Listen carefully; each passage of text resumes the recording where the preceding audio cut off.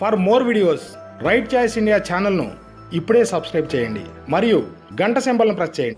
Time management civil సర్వీసెస్కి ఎంత ముఖ్యమో discuss చేసాము. సో నేను ఫస్ట్ ప్రిపరేషన్ స్టార్ట్ చేసినప్పుడు ఒకటే మోటివేషన్ ఉండే అండి, ఒకటే గుర్తుపెట్టుకున్నాను. ఎంత టైం చదివినామన్నది ఇంపార్టెంట్ కాదండి, ఎంత టైం వేస్ట్ చేసామో అది ఇంపార్టెంట్.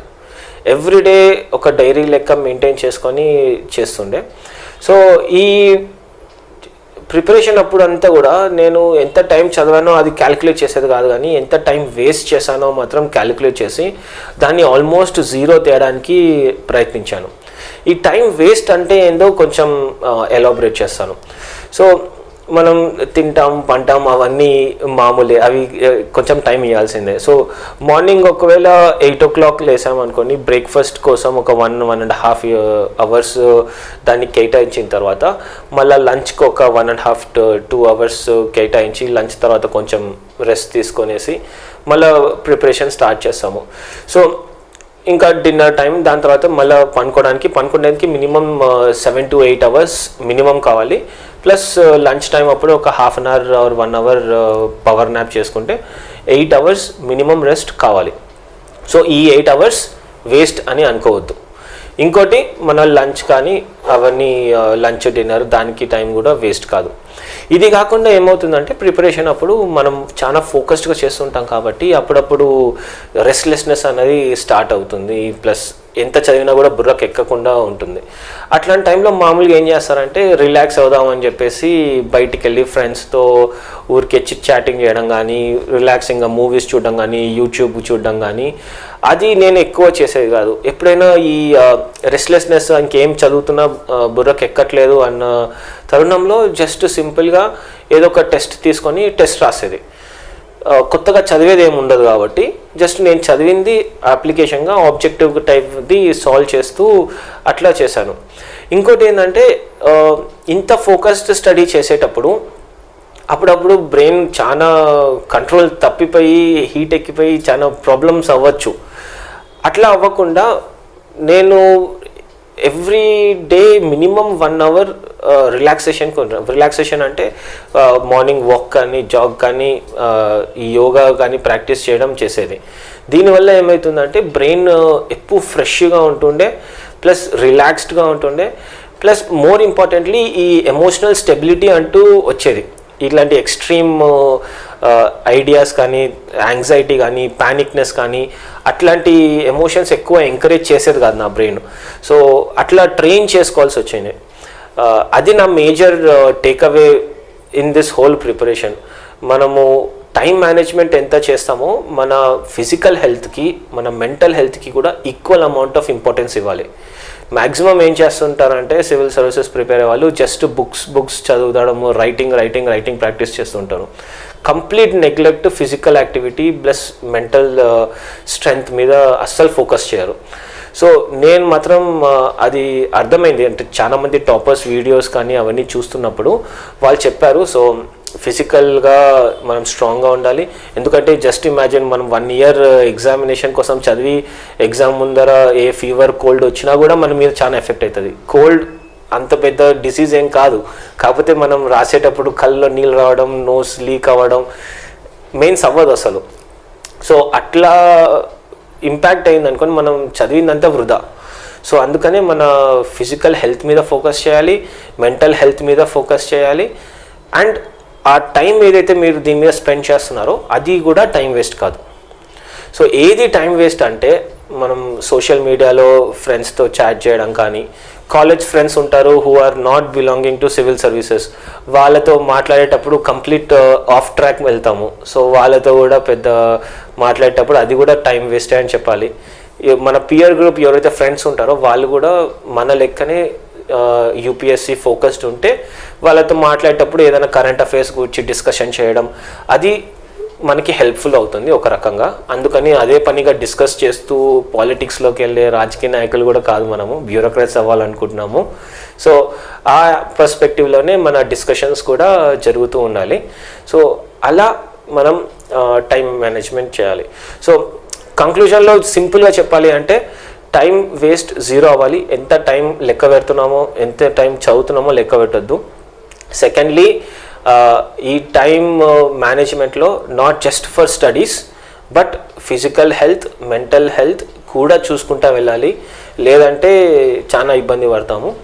లేటర్ ఆన్ మనము ఒకసారి ఫౌండేషన్ స్ట్రాంగ్ అయ్యాక అప్పుడు మనకి చదివేది ఎక్కువ ఉండదు. ఆ టైంలో మనం మిగిలిన టైము వేరే వాటి మీద ఫోకస్ చేయొచ్చు. లైక్ నా ఎగ్జాంపుల్లో నేను ఈ స్టాక్ మార్కెట్ ట్రేడింగ్ కానీ వేరే ఈ టీచింగ్ ప్రొఫెషన్లోకి రావడం కానీ జరిగింది. సో ఆ టైం నేను దాని మీద స్పెండ్ చేశాను. సో ఈదర్ వే సివిల్ సర్వీసెస్ అనే కాదు, ఏ ప్రొఫెషన్ అయినా ఆ ప్రొఫెషన్లో మనం జెమ్ లెక్క, ఒక స్టార్ లెక్క అవ్వాలి అనుకుంటే టైం వేస్టేజ్ ఉండకూడదు. సో అది మీరు దృష్టిలో పెట్టుకుంటే సరిపోతుంది. ఈ సివిల్ సర్వీసెస్ కోసం ప్లానింగ్ ఎంత ఇంపార్టెంటో డిస్కస్ చేస్తాం based on my experiences. So first thing అంటే ఇప్పుడు సివిల్ సర్వీసెస్ ఎంటర్ అయిన వెంటనే ప్రిలిమ్స్కి చదవాలా, మెయిన్స్కి చదవాలా అని ఒక డౌట్ ఉంటుంది.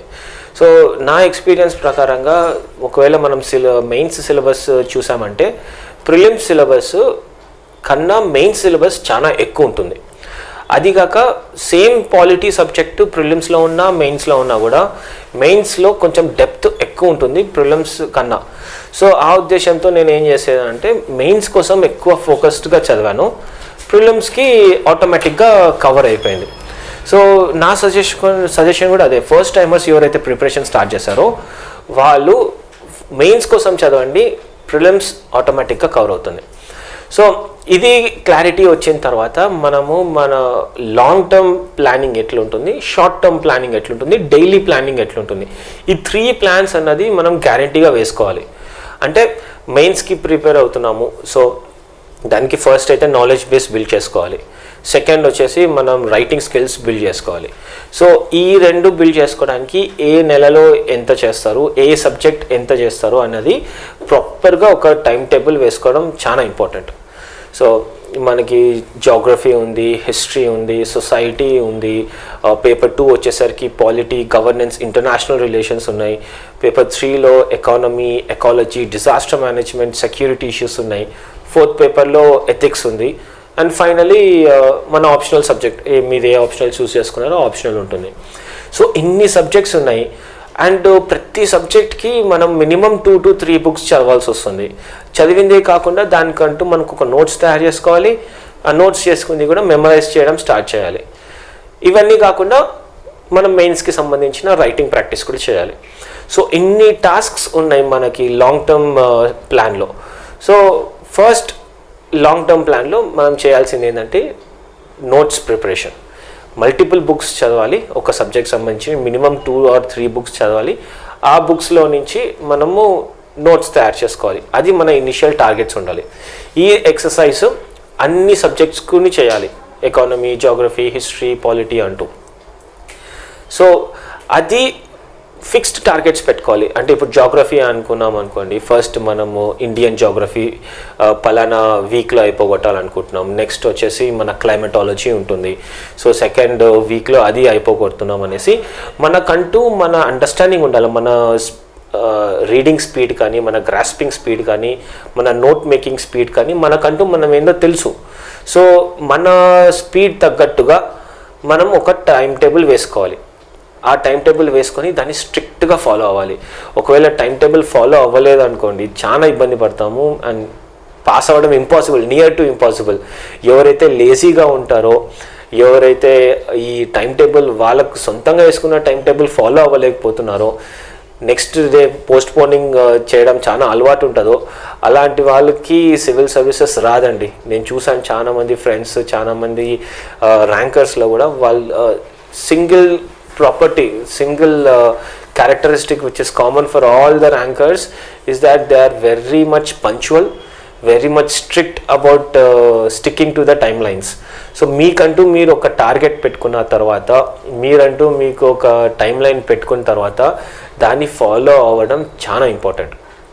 సో ఫస్ట్ మనం మెయిన్స్కి ప్రిపేర్ అవ్వాలి. ఆ మెయిన్స్కి ప్రిపేర్ అవ్వడంలో ఏమేం చేయాలో అంత లిస్ట్ తయారు చేసుకోవాలి. ఆ లిస్ట్ తయారు చేసుకున్న తర్వాత ఏ వీక్లో ఏం అవ్వాలి, ఏ మంత్లో ఏం కంప్లీట్ అవ్వాలో అదొక time table proper diary maintain చేస్తూ ఇది చేయాలి. ఏ పుస్తకాలు చదువుతాం, ఎంత నోట్స్ తయారు చేసుకుంటాం, ఇవన్నీ అయిన తర్వాత డైలీ న్యూస్ పేపర్ కూడా చదవాలి. అది ఇంకో అడిషనల్ వర్క్.